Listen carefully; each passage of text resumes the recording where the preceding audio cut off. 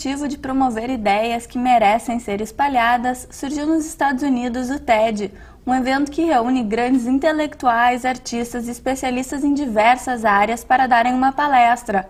O diferencial, cada um tem no máximo 18 minutos para falar. Devido ao sucesso obtido, nasceu o TEDx, que são experiências similares ao TED em esferas mais regionais. Para conhecer melhor essa nova tendência, estão aqui integrantes da equipe do TEDx Laçador, Ana Gelser e Marta Postiglione. Olá, sejam bem-vindas. Obrigada. Bom dia, obrigada. Ana, o que é o TEDx? Nos explica mais sobre isso. O TEDx é um evento organizado de forma independente dentro das regras estabelecidas pelo TED. E quais são essas?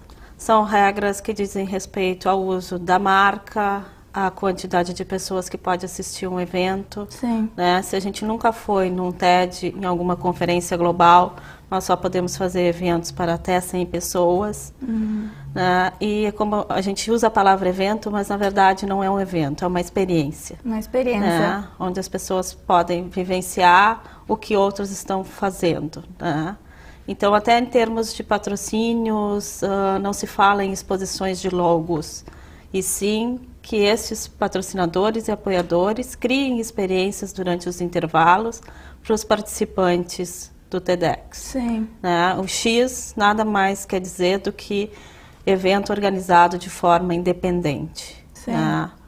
Então, tu tem todas, como aplicar a marca, como deve ser a tua comunicação, a tua relação com os apoiadores, a tua relação entre equipe, tudo isso é regrado pelo TED após tu ter a tua aplicação feita. Marta, qual é o objetivo do TEDx? O que acontece nessas experiências? Bom, quando eu conheci, né, o TEDx por convite da Ana Gelser, eu fiquei sabendo que era, enfim, um pouco diferente de tudo que eu já tinha participado, organizado, enfim. Porque, como ela falou, assim, são experiências, não é um evento, são ideias para ser, enfim, não são palestras maçantes ou simplesmente conferências duras e rígidas. Então as pessoas têm que em 18 minutos pegar uma ideia, enfim, um acontecimento, algum trabalho que ela tenha desenvolvido e colocar dentro desse tempo essa experiência de forma clara, concisa e que, enfim, faça surgir nas pessoas, plantar aquela semente de como, enfim, propagar isso, né? E de preferência para melhorar a vida das pessoas, ou enfim, para mudanças mesmo de conceitos, de paradigmas. Sim. Então é muito bacana. Cada evento, cada edição tem um tema, então? São temas, enfim, livres, né? Mas que direcionam, enfim, para um contexto, né?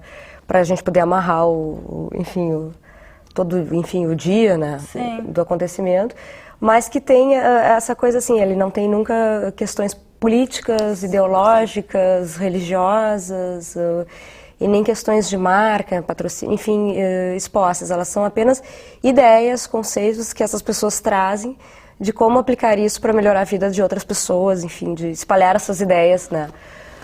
Então é muito bacana, é muito diferente, né? Acho que por isso que também tem encantado tantas pessoas que assistem. Aqui em Porto Alegre é uma novidade, né? A primeira edição foi ano passado. Isso, teve uma edição ano passado, né? O TEDx uma coisa Porto bastante Alegre. recente. E o TEDx Laçador esse ano, né? Como é que tu conheceste o TEDx? Foi exatamente a história que está no blog, no nosso perfis, né? Que eu estava na página de um ex-chefe meu, de uma agência de Porto Alegre, e vi a sigla, entrei lá, olhei, e quando comecei a ver que estavam todas as palestras disponíveis de várias pessoas que eu admiro, sim, aquilo virou uma paixão, ir lá todo dia para ouvir uma palestra. Então comecei a pesquisar o que era aquilo, né? Como aquilo poderia ser feito em outro lugar. Sim. E comecei a ver que estavam fazendo o TEDx Sudeste no Rio de Janeiro, né? Eu disse, bom, então pode vir. E aí foi uma rede, né? Realmente uma grande rede social. Porque um dos apoiadores do TEDx Vila Madá, que acontece todo mês em São Paulo, é um evento para 100 pessoas, talvez agora aumente, porque o Maurício foi no TED Global agora. Então se ele participou de uma edição, sim, ele pode ampliar a audiência. E aí, então, me apresentaram o Maurício, e se criou uma rede, a gente aplicou, para fazer o TEDx Lançador, e todo o nosso trabalho é voluntário, né? Sim. Foi um ano de trabalho para botar de pé o dia 9 de abril. Sim, isso é um dos preceitos do TED, Sim. né? Que seja um trabalho voluntário sem lucros. e sem fins lucrativos. Isso. Sim, sim, sim. Uma ideia de a disseminar captação ideias. que vem para pagar passagens, para pagar hotel, né? Para pagar... custear o evento. Exato, custear serviços que não se tenham conseguido apoio, né? Porque nós tivemos muitos apoios. Sim. Então, quer dizer, a SPM que deu Toda a o estrutura. local, a estrutura, vídeo, som, né? É a Scala que deu algumas passagens, é a Paim que deu todo o material, e isso também é algo bacana que a gente conseguiu. Sim. Foi colocar empresas concorrentes, porque na verdade não existe isso para o TEDx e nem para o TED, né? Não existe concorrência. No momento que estamos todos trabalhando para um mundo melhor, isso realmente tem que partir da gente, né? Então foram 2 agências de propaganda, das maiores agências, lado a lado, num evento, Sim. mostrando que isso é possível. Marta, isso é um desafio para os palestrantes, né? Conseguir colocar uma ideia, um conceito novo em apenas 18 minutos. Pois é, e é engraçado a gente conversando com eles. Alguns já, enfim, ou já palestraram para outras edições, ou já conhecia, acompanhavam, mas outros, eles ficavam o tempo inteiro com a gente, porque eu treinei, porque eu não sei se eu vou conseguir. No final, claro que as pessoas ficam tensas, tem o reloginho, mas tu vê que daí elas botam aquela emoção para fora para tentar expressar tudo que elas trouxeram naquele tempo que falta, e é muito bacana, porque às vezes a gente não se dá conta que aquela emoção que tu bota é muito mais importante que alguns dados, que as pessoas não vão conseguir no dia inteiro decorar tudo. Claro. Mas elas se lembram quando tu chora, quando tu mostra, quando tu fala de alguma experiência. Os palestrantes choram? Nossa, a gente viu gente chorar, rir, aplaudir de pé, eles entre eles se emocionarem, e as palestras... Foi muito bacana. Foi feito, se amarrou, enfim, a ordem deles, de forma que acabou ficando, parecia que eles tinham combinado, assim, um terminava um assunto e outro parecia que estava entrando em algo parecido. E fazia um link com tudo. Nossa, foi muito bacana. Deve ter sido uma experiência incrível mesmo. Foi incrível. E muitos disseram que foi incrível porque não sabia que conseguiria falar em 18 minutos, então... Qual foi o tema dessa edição que aconteceu no último sábado, dia 9 de abril? Isso, foi preparando as cidades para o futuro. E esse tema tu pensaste, como vocês chegaram? Esse tema, a nossa primeira ideia era fazer sobre humanidade e arte. Sim. Né? Que humanidade pra gente é uma palavra-chave agora, dos próximos tempos. Então, mas em algumas conversas a gente chegou à conclusão de que não era isso que a gente queria. Mais do que inspirar, a gente precisava provocar ações. Mais do que inspirar, a gente precisava mostrar que algumas pessoas estão tomando decisões elas mesmas para melhorar as coisas. Sim. Né? Então, e melhorando elas mesmas, né? Como a gente dizer que vai melhorar o mundo é uma coisa, melhorar a gente é algo diferente, né? Então foi uma superação, passo, né? Foi uma superação para toda a equipe e uma superação para, como a gente colocou sempre no Twitter, não foi organizado por 17 pessoas, foi organizado por 17 pessoas, mais os palestrantes, mais os apoiadores, porque todo mundo acabou entrando nisso, né? Sim. Alguns palestrantes ajudaram a escolher outros palestrantes, ajudaram, souberam das nossas dificuldades, estão ajudando agora, né? Então isso pra gente foi extremamente gratificante, né? E vocês têm alguma prestação de contas com o TED em relação ao tema, a quem vai palestrar? Sim. Tudo é reportado, né? E agora no final também a gente tem uma série de docs que a gente tem que preencher, as palestras para subir. Só depois que a gente encerra esse processo que a gente pode ter uma licença nova para refazer o evento, né? Então, mas é algo que foi gratificante demais, né? E como a Marta disse, eles mesmos brincaram entre eles que a lista de palestrantes já está fechada. Sim. São eles mesmos.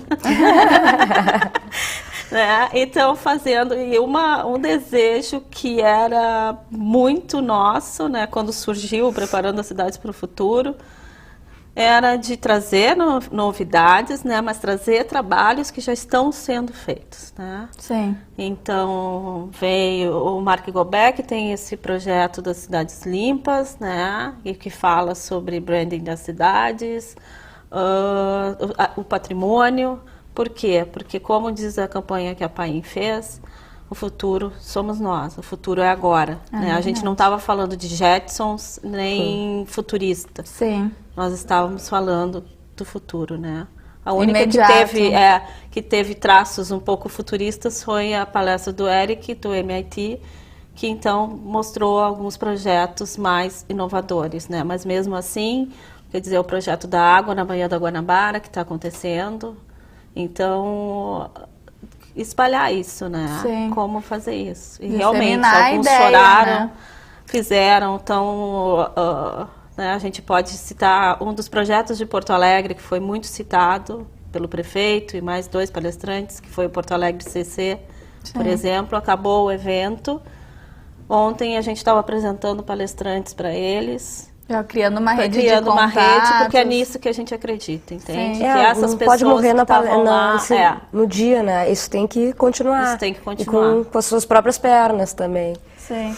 Então, a gente tem feito essas junções, né? Olha, tu falou aqui e o Omar Haddad falou sobre isso. Olha, tem um menino lá que é o Thiago, que não falou aqui, mas falou no TEDx Amazônia, que tem um banco sim. comunitário. Vocês podem ajudar o Thiago? Né? Então, ajudem o Thiago. Muito bacana junção. Essa rede, a gente está fazendo isso, né? Sim. Então, pra gente, isso também faz parte do trabalho. Não é só inspirar as pessoas e, né? Enfim, a gente quer gerar realmente resultados. E a rede foi muito importante pra gente também. Sim. Foi onde eu conheci a Marta, foi onde eu conheci o Anderson, foi onde eu conheci o Luciano Sauer, que da Costa Rica nos ajudou diariamente nesse 1 ano. Sim. Sabe? E outras pessoas que não estão aqui, mas que foram Se envolvendo pelas redes sociais para fazer o TEDx acontecer. Você já tinha alguma experiência com trabalhos através da web, com toda essa questão de redes online? É uma coisa nova? Não, para mim não. Não, para tu mim já isso sabia. faz parte do meu dia a dia. Sim. Para muita gente é uma experiência, né, que ainda está... Ah, sim. Sim, alguns tiveram que fazer Twitter e Facebook em função do evento, porque não tinham isso. Uma nova tendência. Não eram conectados. Tiveram que se conectar em função do evento. Marta, quantos palestrantes foram nessa edição? Foram 20. E quanto tempo durou assim o evento? Que horas começou? Começou às 9 e terminou quase 7 horas, 18h40. A gente foi rigoroso no horário. Bem, e parece um monte de informação. É um monte de informação.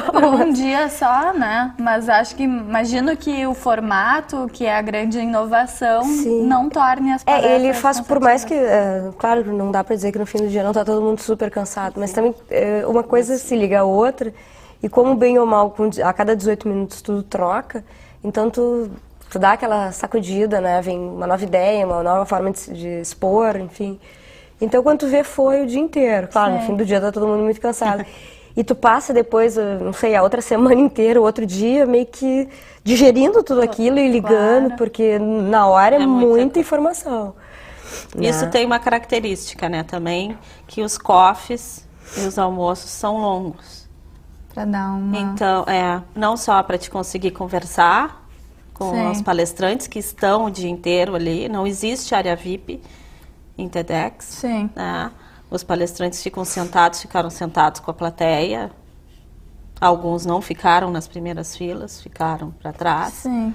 Né? Isso é muito bacana, né? Porque tu está tomando café, tu vai lá e fala com o cara que tu admira. Claro, tu tem acesso, né? Tem acesso, exatamente. Porque eles almoçam e tomam café, e isso foi muito bacana também, porque o pessoal da SPM conseguiu que a cantina nos apoiasse no almoço. Então, todo mundo almoçou junto. Não teve aquela dispersão de, sabe, onde vamos almoçar, né? E aí tu leva o palestrante para um lado, leva outro para o outro e chega todo mundo atrasado e acabou. Não, ficou todo mundo ali. Vocês estavam com ingressos esgotados para o evento? Estávamos, e quanto a isso, a gente tem uma super observação para fazer. Foi muito triste que 30 pessoas que confirmaram e confirmaram pelo telefone não foram. Isso, vocês tinham capacidade de 100 pessoas comparecendo. E elas sabiam, enfim, todo mundo sabia que tinha uma disputa por essas vagas. Nós tivemos 350 inscrições. Sim. Para 30 vagas.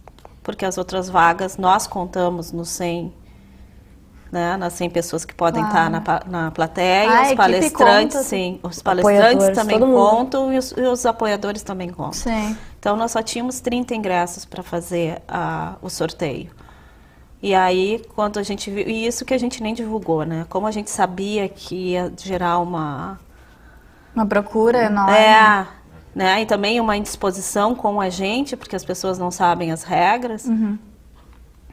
Mesmo assim, a gente teve esse número de inscritos. Por que vocês acham que são 100 pessoas no máximo que pode assistir? Porque não acham. Então, essa é uma regra fixa. É uma regra fixa. Mas a justificativa para isso? É porque é um cuidado com todo o projeto. Sim. Porque se tu faz um TEDx para mais de 500 pessoas, certo?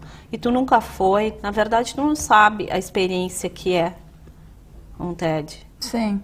Então, se tu fizer alguma coisa errada, se algo der errado, são 500 pessoas falando mal da marca, né? E é um projeto, é uma plataforma maravilhosa, sabe? Então, regras, às vezes, são para serem seguidas, né? Ainda mais quando tu tá numa comunidade internacional, tu não pode... Tem o nome a zelar. Exatamente. Tu não pode simplesmente quebrar um projeto que existe, né? Porque a gente poderia fazer pela melhor das justificativas, outro evento que não fosse TEDx, se a gente quisesse. Exatamente. Sim, mas vocês também atribuem um nome, uma... se tu vai atrás... Ao conceito, né? Claro. Foi ao conceito, de um conceito, né? De uma marca para ser aplicada, que já é aplicada no mundo inteiro. E tu, enfim, vai infringir as regras, eu acho que não tem um porquê, né? Fica descabido o propósito do TEDx, enfim. E como é que funciona, então, a questão de transmitir essas palestras para outros locais simultaneamente? Isso é uma opção, então, é uma né, opção, para abrir? É uma opção. Tu pode ou tu não pode ter o webcast, Sim. né? Óbvio que como a gente estava com só 100 lugares na plateia, a gente decidiu abrir o sinal. Então, a Univates, a ESAD, a Ubra Canoas, né, a URGS, que acabou não conseguindo por problemas técnicos, todos se ofereceram para fazer pontos de transmissão nas suas escolas, né, Sim. nas universidades. E por isso, né, como disse a coordenadora da Univates, poxa, a gente conseguiu apresentar para os professores e para os alunos um evento novo. Agora o TEDx já está no mapa desvilajeado, né? Porque foram pessoas nas salas e isso é muito gratificante. É uma transmissão simultânea. Sim, foi simultâneo. Eles tiveram os Então mesmos isso breaks, é sensacional, o almoço, descentraliza, tudo. né, a informação e atinge outras localidades. E pela web também, né? Pela web também foi... Via live stream no site, também dava para acompanhar. Conheço bastante gente que não conseguiu entrar nas vagas e que me disse que acompanhou. Que acompanhou a transmissão pelo site. E vocês sabem qual foi o público dessas regiões, dessas universidades que transmitiram? Não, a gente ainda tá pedindo. Esperando tudo para fechar esses dados. Para ver isso com eles. Como é que foi a reação dos palestrantes quando vocês convidaram eles para participar do TEDx? Era algo que eles já conheciam? Alguns não conheciam, né? Outros são alguns como o Silvio Meira, o Mark Gobert, são pessoas que eu já conhecia pelas redes sociais e que acabaram ficando amigos. Então eles acompanharam desde o pedido, né, até a escolha de tema, junto com a gente. O Silvio nos orientou um monte sobre como fechar, né, a line-up. Sim. Foi um mentor para a gente também. Fora isso, a gente tem um mentor que é o Maurício Cury, que é do TEDx Vila Madá. Depois que tu faz um TEDx, então existe uma pessoa que tu pode escolher para ser o teu orientador. Sim. Né? O Rodrigo Vieira da Cunha, que é o embaixador do TEDx na América Latina, que falou também no TEDx Lançador, também nos ajudou muito, né? Vários outros TEDxers, né? Assim como a gente ajuda outros nos ajudaram também. Sim. Acaba sendo uma rede isso, né? E mundial, porque eu como empresa, como agência, eu sou fornecedora também de criação para outros TEDx. Ah, sim. Então eu faço também material para fora do intercâmbio. Brasil para outros, né? Então isso é muito, muito, muito bacana, né? Marta, e como é que foi a reação das pessoas que estavam assistindo essas palestras? Olha, eu achei bem bacana. Eu vi, primeiro que as pessoas se interagiram até pelos coffees, e porque cada vez que tu voltava para a plateia, tu estava com alguém diferente do lado.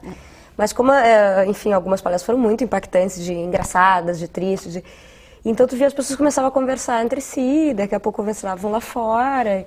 Foi muito legal. Eu acho, enfim, independente da gente ter adorado, é um trabalho que, enfim, acabou saindo até melhor do que a gente imaginava, porque a gente sempre tem medo, né? Claro. Mas eu não vi críticas negativas, por mais que existam sempre as pessoas dizem que pode fazer, que não pode, que gostou, que não gostou, mas não negativamente, não gostei. Eu vi muita coisa positiva, gente que disse que a vida mudou a partir daquele dia, e isso a gente ouviu muito, e é fantástico, é bem isso. Eu passei 2, 3 dias com aquilo na minha cabeça, juntando, que bacana que ele fez isso, que ele fez aquilo. E saber que outras pessoas, e que isso vai fazer com que essas pessoas, tantas que assistiram, como as que não assistiram, elas vão passar, ou que assistiram pela internet, que elas vão começar a pensar que elas também podem, ou, se é o fulano que está fazendo, tipo, ele não tem ideia, ele já está fazendo, e é tão fácil, Sim. ou é possível, né, a gente também pode.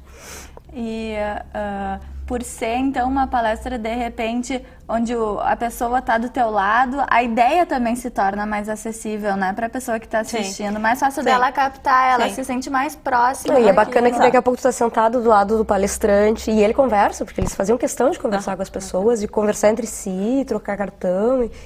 Então, não parece uma coisa distante, o fulano veio. Sim. Não, fulano, sentei, conversei com ele, sabe? É muito bacana. E tem alguma coisa a respeito do formato do próprio auditório onde vocês estão, de não ter essa, de repente, uma hierarquia entre palestrante e a audiência? Sim, sim, isso é fundamental, né? A ideia Porque é botar a ideia todo mundo... é todo mundo no mesmo nível, porque somos todos cidadãos, né? Sim. Então, as ações aí, é nisso que a gente acredita, né? Que a gente alguém consiga ser o Silvio Meira, ou a Ivana Bentes, ou a Ana Lúcia, ou a Marli. Sim. Todos podemos ser, né? A gente tem que entender que a gente pode ser Que cada um, cidadão. cada um veio de realidades bem diferentes, de formações diferentes, às vezes de países diferentes. Se todos eles conseguiram, e, enfim, e nenhum, assim, as coisas caíram do céu, eles batalharam e batalham, e vão continuar batalhando, e fazem questão de ensinar, então é porque só depende de cada um, não é... Sim.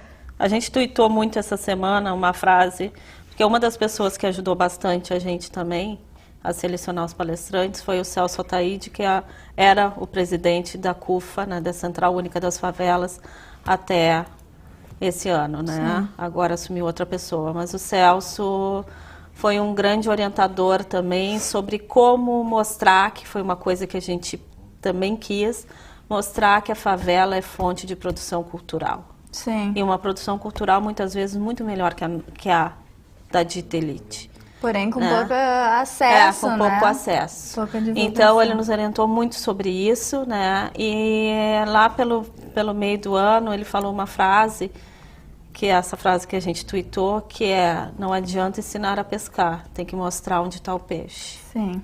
Então, é nisso que a gente acredita, né? Não adianta a gente botar o Silvio Meira para falar, mas se tu quer falar com ele, porque tu tem um projeto que tu acha legal, a gente não fazer essa ponte. Né? Entendi. Ou alguém está precisando, né, de um apoio ou de uma coisa, então vamos lá, vamos tentar ver como é que a gente consegue, né? Embora a gente não tenha conseguido todos, né? Que a gente Mas é um precisou, processo, né? Mas é nisso que a gente acredita, né? Sim. Não é ensinar a pescar, não.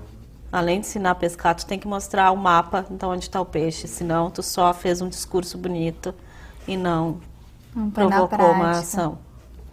Marta, e durante o dia, no decorrer das palestras, tem espaço para perguntas enquanto o palestrante está no palco, ou isso fica reservado então para o momento que ele senta do teu lado na plateia, para os intervalos? Então, como a gente tinha essas 20 palestras para dividir e encaixar, e eles têm 18 minutos e muitos tinham medo, além de não conseguir falar, de daqui a pouco já ser interrompido, não são feitas perguntas, né? Isso é o modelo do TED, né? Saiu de um, entrou em outro, só que em compensação todo mundo tem esse tempo bem amplo, tanto antes quanto durante os coffees, quanto, enfim, no almoço e depois, quando, enfim, a coisa não termina.